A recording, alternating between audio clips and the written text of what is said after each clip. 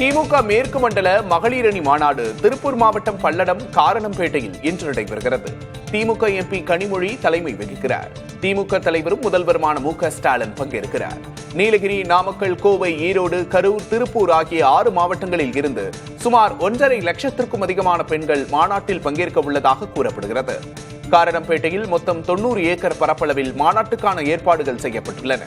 1000த்திற்கும் மேற்பட்ட காவலர்கள் பாதுகாப்பு பணியில் ஈடுபடுத்தப்பட உள்ளனர்.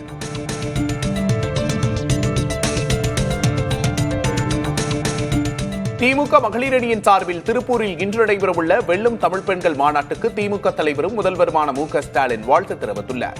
இது தொடர்பாக தனது எக்ஸ் பக்கத்தில் பதிவிட்டுள்ள அவர், தமிழ்நாட்டில் உள்ள சகோதரிகள் அனைவரும் வெல்லும் தமிழ் பெண்கள் என குறிப்பிட்டுள்ளார்.